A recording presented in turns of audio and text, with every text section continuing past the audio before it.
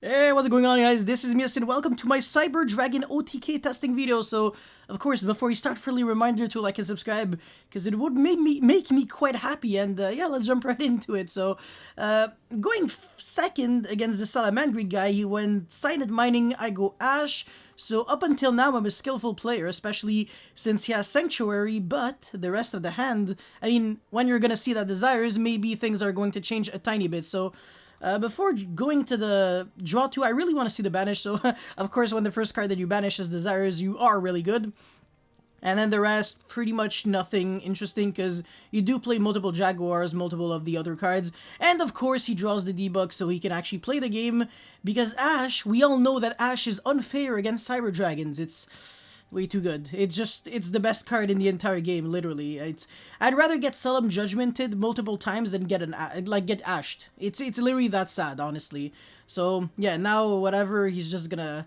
I mean, he has the choice between getting an interruption but not having a follow-up, or having that follow-up and that pressure for next turn, but having like, oh wait, oh no, sorry. Actually, no, the Reincarnate Link had to be on Valynx anyways, so that was the best play he could have done. And this Lingaribo, I kind of disagree with it. I think it still should have been the Jaguar, just so you kind of just have, I don't know, would I really go evenly to banish the Sanctuary and the Jaguar?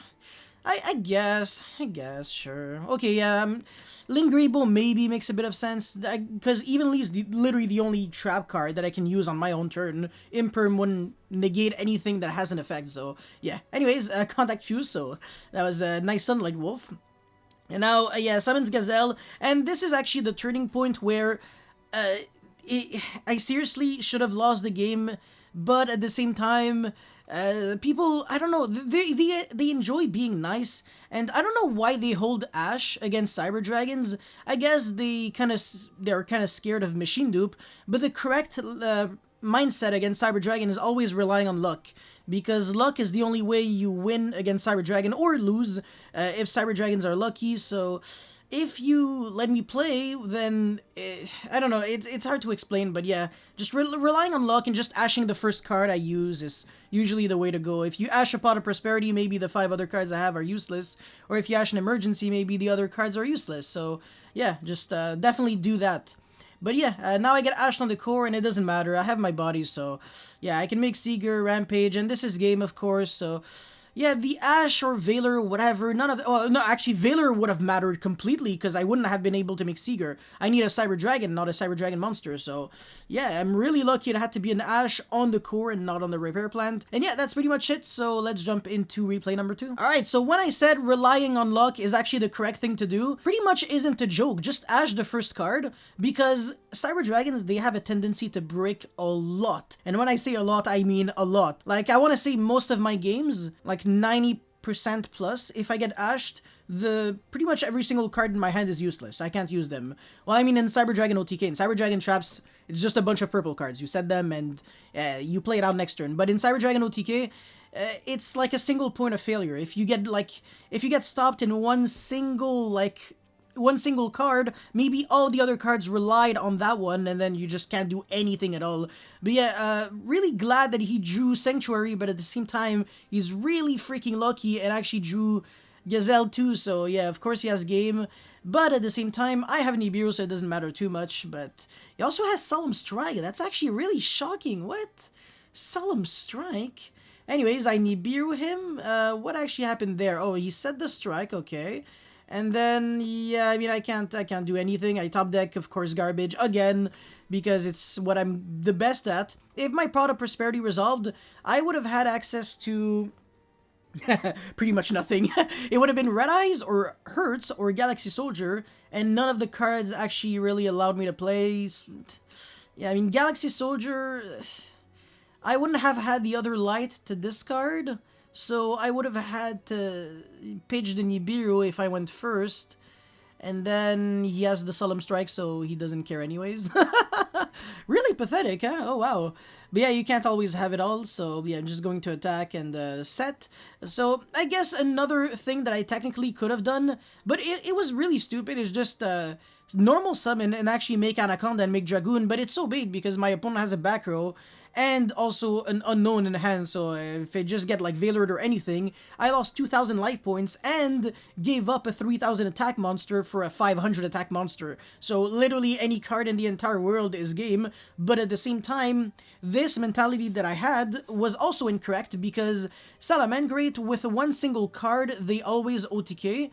Well, like literally they draw literally any monster with 1,000 or less attack, and it's 100% billion OTK, because you make transcode into access code that can attack twice and pop 3 cards on the field. So again, relying on luck and just hoping that my opponent doesn't have any interruptions is the way to go, because there's no like playing safe. So I actually kind of regret setting that hurts and playing it safely, because this isn't a wall anyways. Like I said, this debug is over 10,000 damage through pretty much everything that I have. So yeah, it's pretty much game. Even if I Veilered that debug, it still would have been game. I would have had to use the Veiler on something like a transcode or... Yeah, I mean, on transcode, it would have been pretty good if I still had Nibiru in attack, so... Yeah, anyways, of course, I can't do jack shit, so I lose. Or, yeah, I mean, yeah, I also use Veiler on access code. He loses the boost and also the effective pop. So, yeah, access code loses to Veiler Imperm, but it doesn't lose to Ogre, which is funny. Anyways, I'm dead, so let's get into the next one. Yu-Gi-Oh! Is definitely not dice roll. Anyways, this is just so cliche, man. 4 freaking hand shops and debug. This is what I personally have to deal with every single time I'm against Salamangreat. They're so lucky. It's crazy. Like, oh my god. It's really annoying when they have the 1-card starter and 4 good utility cards. Imagine. Anyways, yeah, debug Surge Gazelle, of course. It's not like he had to go Desires, banish Sanctuary Gazelle, and double Jaguar to draw, like, double Desires. That I would appreciate if you could actually break. But, and by the way, I really don't understand what he tried to do here, and I also disagree with every single one of his moves. He was just so obsessed with making a Sunlight Wolf in the main monster zone, but... This play just, I mean, no, it can't make sense. It really can't make sense. So, yeah, I mean, he just sets an Imperm here. And here I thought maybe he had Rage, Roar, or Imperm. Yeah, exactly. So, I was like, this Foolish could send a Core and then banish, but... whatever, I'm just gonna play without it. So, yeah, Machine Dupe here. I have no freaking idea why he didn't use Imperm to negate this. Like, literally no clue. Absolutely no idea. But, I mean, all the merrier for me. So I just send the Nexture. I tried to recycle back the Hurts, but he just Skullmeisters my ass. And now I think I'm at 4 summons, so the next time I summon, I'm actually Nibiru-able. And, yeah, I get Nibiru, like, right now. And my Nova is going to trigger. He Skullmeisters that, so... Crazy, man. How I was able to play through all those hand shops doesn't affect me that much, and Overload is one heck of a follow-up. So I go Overload, summon Rampage, try to pop, and he's just gonna go Imperm negate. So I'm like, wow, really, man, you had it all. It's crazy. Debug for the 1-card starter, 4 freaking good cards. But at the same time, I'm a Cyber Dragon Master, so I don't freaking care. I'm gonna go Lina, revive back Debug, and then go Anaconda, and then I might see, what is it?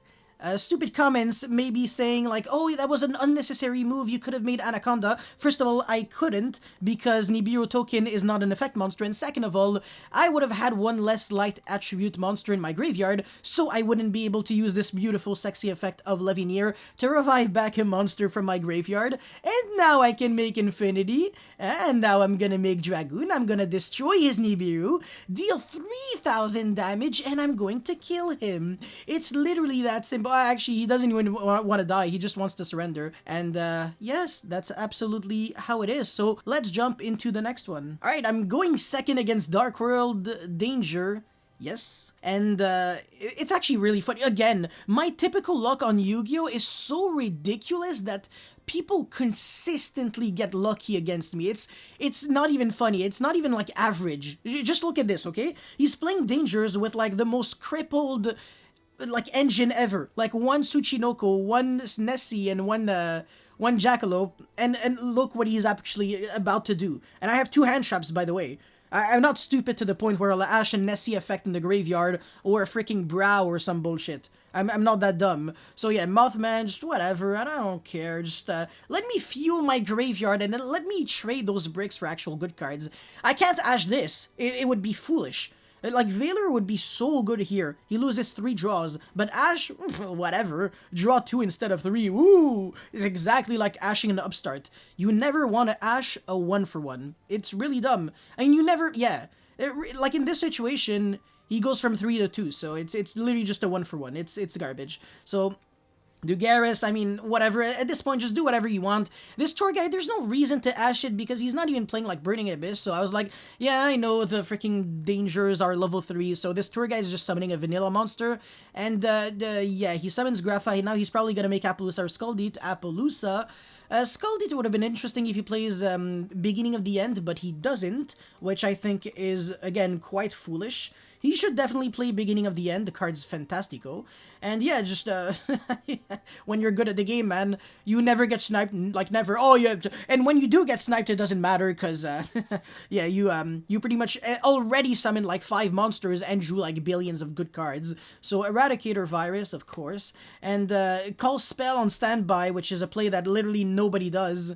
So, I don't know, maybe he was playing around Lightning Storm, but I guess. Against, like, Brandish, for example, Sky Striker, you don't call Spell on standby, because they can go Ray and then get back engaged from the graveyard. Well, I mean, you know, back in the days when Super Bolt was a thing, but anyways. So now, I set and actually contact Fuse. It's not like he changed anything. I can ash this, so this is actually extremely hilarious, LMAO. He literally went from having 20 billion cards to having just a dead normal spell card and a vanilla monster in the hand. This is so incredibly funny, XD. Like, literally, imagine, man, this actually reminds me so much of Fluffles, where the deck actually does 10 billion steps and just ends up doing, like, nothing. Like, any other deck usually does it in, like, 20 times less steps, and they're like, yo, bro, activate, effect, activate, and then they're like, oh yeah, by the way, I have like 5 cards on my field, but I'm going to use like 2 of them to make you lose your spells, and then, oh, you're contact fusing and destroying all my cards. Oh, I guess I lose. But yeah, no, so I'm just gonna make Rampage and then apply a lot of pressure, because, of course, next turn, if he doesn't kill me, I kill him. That's just the way it is. So, is he going to kill me? No! Yeah, he's not going to kill me, and that's it, that's all. Let's get into the next one. Again, look at this, man. Look at this! Look at this! The guy has 4 cards in the hand. None of them are guaranteed dangers. And look at this. I swear to God, my luck sucks. And by the way, this is literally the exact same hand as the hand I drew against the Salamangreat guy, right? Remember? Literally the same hand. Literally the same. It's actually shocking. I just realized. But yeah, anyways, so yeah, it's Ogopogo Danger Response Team. You know what? Danger Response Team is actually a fantastic card. So when Ogopogo gets sniped, it's not the end of the world. So I'll give you that. You know, Ogopogo isn't a bad danger when you're actually playing dangers. Yeah, if you're playing, like, I don't know, Burning Abyss or something and splashing a bunch of dangers, or like another deck, then yeah, Ogopogo is ass cheeks. It's just gonna deck thin by, I don't know, like milling another danger monster. That's not the way. Anyways, yeah, I get sniped again, but now it doesn't matter because the 50-50 shot, and then, yes, he can actually make the freaking Coach King, and then all of a sudden he's in business because he draws 3. But again, I want to give you credit for actually using the Coach King. The thing is, in a format where people wouldn't play Valor and Imperm, and people would play Ash instead, Ash is insane against Skulldeat, but Ash sucks against Coach King, again, because the effect of the monster itself isn't negated, it's just that effect when he's trying to draw a card. So, again, the effect can be used thrice per turn. One of the rare cards that say thrice, that and Marare, apparently that's the real name, but I'm just gonna call it Mare. Anyways, Dark World Dealings, I swear to God, this guy's good. I draw Ash, which technically would make me a good player, but I'm not going to Ash the field spell that just draw 1 and discard. I'm not stupid, so I'm also not going to Ash this. This is crazy. He's so insanely good at the game. If only I was that good. However, that was actually such a huge misplay. I don't know why you didn't set the Eradicator Virus. You would have had a guaranteed virus for spells. Oh my God, I would have lost actually if he did the same as game 1. Oh my God. But yeah, Now he has it. Oh my god, this is crazy. Yeah, so I'm going to Ash him. And I don't know, he doesn't want to win the game, so he's just gonna make Appaloosa, set a garbage card that can't be used.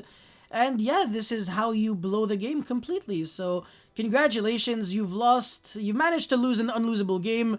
I used literally one Lightning Storm, and he goes from like 25 cards to Appaloosa Pass. And, you know, Appaloosa against Cyber Dragon doesn't really do that much. You know, just I don't really need to use monster effects. I can just contact fuse and then kill you. So, yeah, it's that simple. Sometimes life is beautiful. And, you know, like my grandmother always said, when life gives you lemon, you have to make lemonade. Even if you don't like lemonade, you still have to make it. So, anyways, let's get into the next one. Burning Abyss, drag my balls. Where is the synergy? Seriously, I just don't see it. I literally don't see it. Like, what can you actually send with this? Al Capone, the drug dealer. There's... I mean, I guess you could send Dante. It's not ideal, but I guess he plays Shadow Rook, Shadow Schism. His deck looks really cute and really fun, honestly. Probably the kind of deck that I would be tempted to play, ironically. I kind of like this. But anyways, I Ghost Bell his ass, and he can't do jack, so I search for core, and then I normal summon, and then he imperms me, so I get really pissed. And then I go Galaxy Soldier, pitch Sidra, and then he imperms me again, so I get pissed again. But then I machine dupe him in the same column, so I'm pretty sure at this point, he took like 30 seconds to be like, what? Like, when I activated this machine dupe, the game kind of froze. I mean, I was like waiting for a response, but I knew he didn't have Ash. There was no way he like let all of those cards resolve, but never ashed me, so yeah, I kind of got shocked. And yeah, I mean, at this point I just summon 2 cores, I make Anaconda, I make Seeger, and it's just as if nothing ever happened. I have 13,100 damage. Those are some nice hand traps that you got there. Would be a shame if they did absolutely less than nothing. So yeah, OTK through 3 hand traps, absolutely fantastic. Let's get into the next one. Right, I'm going what? Oh, I'm going second. I'm so tired. So yeah, Ghost Bell the Seer because there's literally nothing else to Ghost Bell. I don't know, maybe the guy just wasn't... By the way, again, people are so lucky against me. 2 BAs, Tour Guide, Nibiru, Ash. Holy lord. I mean, if I was that good at the game, imagine what I could actually do. But, again, the guy just decided to be nice. It was a choice. He was like, you know what, I enjoy being nice, so I'm just gonna go Cherubini Skarm Pass. Because I don't want to make Beatrice. I don't want to be mean, you know. And he could have made Beatrice, by the way. He just could have went like normal summon Seer, special summon Calcab, and then Dante, mail 3, whatever. Doesn't even need to mail 3 and then make a Gravity Controller, and that's it, that's all. But no, instead Cherubini Pass. Tour Guide just sucks in Burning Abyss. I mean, Tour Guide sucks in every single deck in the entire world. The only reason why it's good in Burning Abyss is because it's searchable by Skarm. But apart from that, you're committing a normal summon to a card that's gonna get Veilered, and then you can't summon your BAs, so then you lose, and then... yeah, and then you lose. So, Emergency, he doesn't Ash because, again, he's really nice. But at the same time, no, this time it actually didn't matter because I had the Foolish Burial. So, even if he Ashed this, I would have went Foolish, sent Core, and then Banish, summon something. And then, yeah, and then I play the game. But no, I mean, I just don't understand mine. I mean, I'm really lucky at the game, I guess. Which is funny because I'm not, but yeah. So, Soldier and Hertz, this is... I can't predict an Ash when it's used, like, after I use 27 cards. So I'm like, okay, yeah, whatever. So what's the next step? I get Nibiru now? Yeah, but no. I mean, I make Dragoon. He doesn't Nibiru because he can't. Because this is summon number 5, I think. I went, Core, Galaxy Soldier, Anaconda, wait, well, no, Mega Fleet. Yeah, okay, so this is summon number 5. So this Nibiru did absolutely less than nothing. And yeah, I mean, I can just attack, and then end phase no, because if you have another BA, then I kind of lose. You can go BA, and then make Acid Golem of Destruction, crash, and then normal summon Tour Guide, and play on main phase 2. So there is no way I can let that be a thing. And top deck Nadir, which is actually a really good card. but at the same time, I'm skillfuler than you, so I just ash you. And then he's not even gonna play it out because he knows that this Tour Guide will just get negated by Dragoon. I can just discard whatever one of these cards, and next turn it's game. So that's it. That's all for this one. Let's again jump to the next one. Okay, so my opponent made me go first. I had no idea what he was playing or whatever. It's just like a blind game on EDO Pro, and he makes me go first. So yeah, I mean, when you can draw this well, doesn't matter. The dice roll doesn't matter. You know, I want to say Cyber Dragon. I'm probably going to hurt a lot of people's feelings for this, but the main and only reason why it's a going second deck isn't because it's mechanically good going second, even though it is, but the main reason for that is because it is inconsistent and seriously capitalizes off of getting that extra card and being able to actually summon all those monsters, so kind of unbrick bad hands, and be able to contact fuse and all that, and also kind of use the battle phase to your advantage. But going first, it's still the kind of deck that could actually just make some pretty nasty, make a pretty huge setup, honestly. But again, if this was consistent, then everybody and their mother would be playing Cyber Dragons, and this is not consistent. So that's the reason why, in case you're wondering, everybody plays Cyber Dragon as a going second deck. It's not because the deck OTKs consistently. It's not an OTK deck by definition. I mean, Salamangreat is a better OTK deck than Cyber Dragon because one debug gets you there, and the deck is just more resilient through hand shops, but Cyber Dragon's not resilient through hand traps whatsoever when you're trying to OTK. You get Veilord on Rampage, and you go from 12,600 damage to, I can't even deal like 21, I pass. Yeah, so, anyways, let's get into, I guess, what should be the final replay, but, I mean, whatever.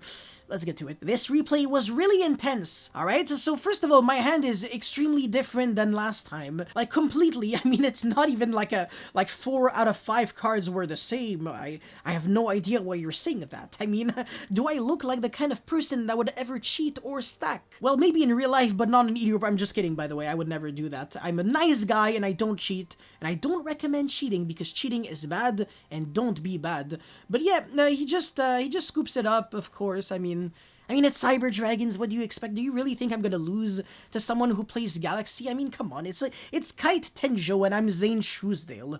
Actually, that's kind of like I take offense to that because Zane can't really be compared to me. I'm just like on a whole other league. Zane is just, you know, he's like down there and I'm like up there, you know. It's like you can't really compare, like, I don't know, it's like kind of comparing like, I don't know, like all dressed chips to like cream sour and onion chips. Like, it's not even comparable. Like, of course cream sour whatever chips are going to destroy everyone else. It's because they're the best, and that's exactly what I am. I simply am that good, so what can I tell you? But anyways, outside of, you know, bragging and stuff, I would like to thank you for, I don't know, watching this video, and if you guys have any comments, feedback, or whatever, let me know in the comment section below. Don't forget to like and subscribe because it motivates me a lot to keep making videos like these. That's pretty much it. Thank you for watching. Maybe one day I will become a rapper. Peace!